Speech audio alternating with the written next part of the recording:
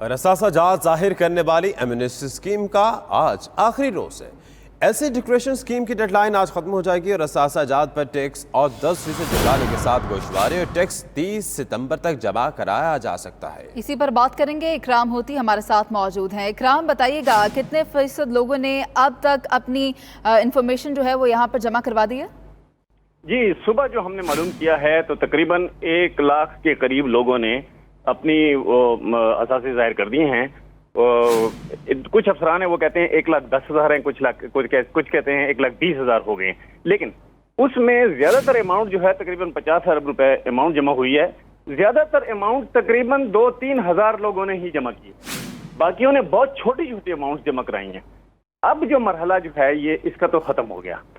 جو 1.5% پہ جمع کرانا تھا ٹیکس وہ ختم ہو گیا۔ اب 4 مرحلے اور ہیں، اس میں ایک مرحلہ ہے 3 مہینے کا جس میں 10% پہ جمع کرایا جا سکے گا، اس سے اگلے مرحلے میں 30% پہ جمع کرایا جا سکے گا، اس سے اگلے مرحلے میں 100% پہ، اور جو آخری مرحلہ ہوگا جو 30 جون 2020 کو ختم ہوگا اس میں 200% ٹیکس دے کے جمع کرایا جائے گا، یعنی کہ پینلٹی ہوگی اس میں۔ اس پینلٹی کے ساتھ کلیئرنگ کرانے سے پہلے جو لوگ کلیئر کرانا چاہیں گے تو وہ اس مرحلے میں کرائیں گے یا پھر اگلے یا اس سے اگلے میں۔ تو اب یہ جو 3 مراحل ہیں اس میں دیکھتے ہیں کہ لوگ زیادہ پینلٹی کے ساتھ زیادہ جمع کراتے ہیں یا پینلٹی کے بغیر جمع زیادہ کرایا ہے۔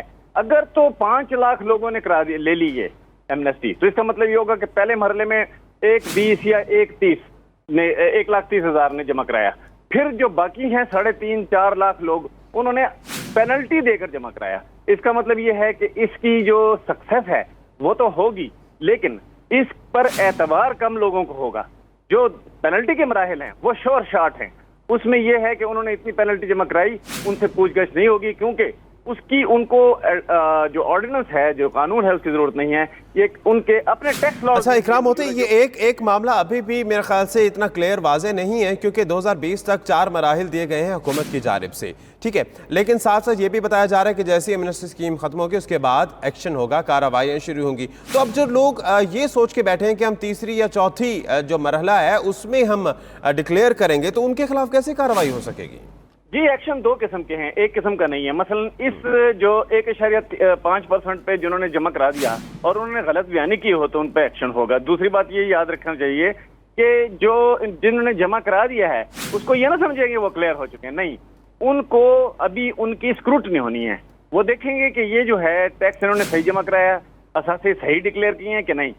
جو ڈیٹا ہے نا حکومت کے پاس، اس ڈیٹا سے وہ میچ کریں گے۔ اگر تو وہ ڈیٹا غلط ہوا تو جس نے پیسے جمع کرائے ہیں وہ اس کو چیلنج کرے گا، ورنہ اس کو پینلٹی لگے گی۔ اور آگے چل کے جب 30 جون 2020 ختم ہو جائے گا تو سب کے خلاف وہ ایک ایکشن ہوگا کہ بھئی آپ نے جمع کیوں نہیں کرائے۔ مطلب ہے کہ 1.5% سے لے کر 200% تک جو ڈیوٹی کے مراحل تھے اس میں آپ نے اثاثے ظاہر کیوں نہیں کیے۔ بہت شکریہ اکرام ہوتی ہے آپ کا۔